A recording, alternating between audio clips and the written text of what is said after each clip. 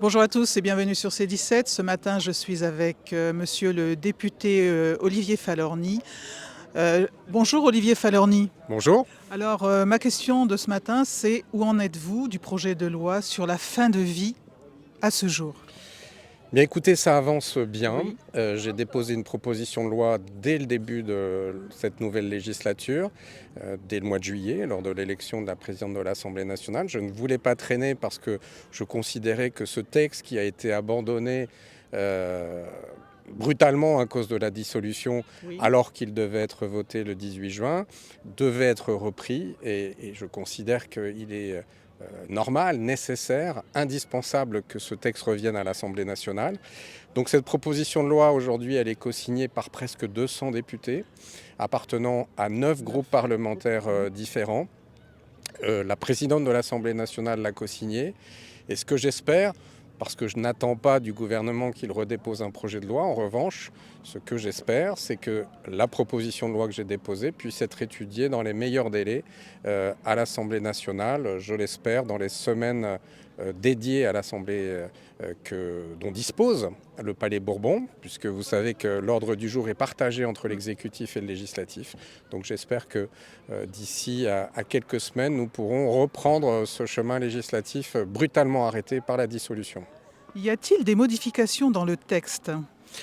Alors, j'ai tenu pour que le travail et les centaines d'heures qui ont été consacrées à la loi fin de vie ne soient pas jetées aux orties. J'ai tenu à ce que la proposition de loi que j'ai déposée reprenne intégralement et scrupuleusement le texte là où il s'était arrêté.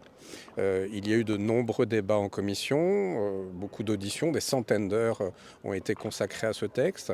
Donc voilà, au moment de la dissolution, il y avait un texte en cours, mais il y avait eu beaucoup d'amendements de votés, des avancées, des évolutions qui avaient été souhaitées par les collègues.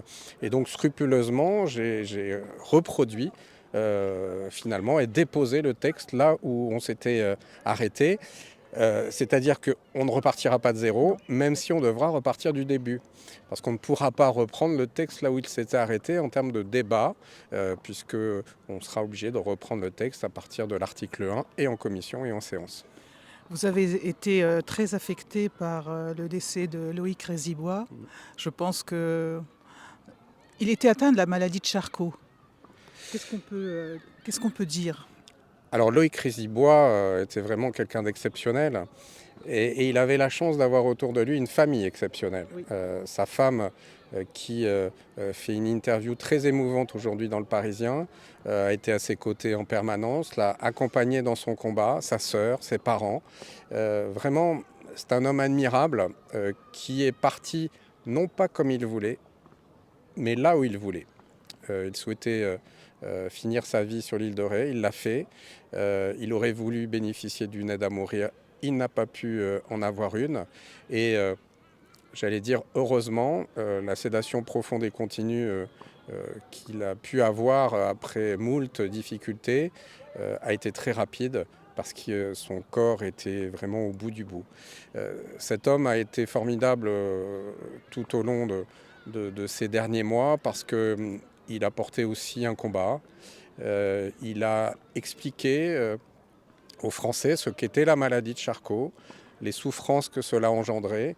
Et puis il a aussi voulu faire de sa fin de vie, un combat pour les autres. Parce qu'il savait que quoi qu'il arrive, cette loi, compte tenu de la durée nécessaire que requiert un débat parlementaire, ne le concernerait probablement pas. Mais il pensait aux autres, à ceux qui sont confrontés à cette maladie de Charcot, mais pas simplement à cette maladie de Charcot, à toutes les maladies graves et incurables, puisque je le redis, cette loi sur la fin de vie s'adresse aux personnes qui sont atteintes de maladies graves, incurables, et qui ne veulent pas être condamnées à une agonie interminable. Et c'est pour cela que Loïc Rézibois a voulu se battre, et je penserai évidemment beaucoup à lui si, comme je le souhaite, si nous pouvons à nouveau délibérer sur ce texte. Merci Olivier Falorni pour cet Merci à échange vous. et puis à bientôt. À bientôt.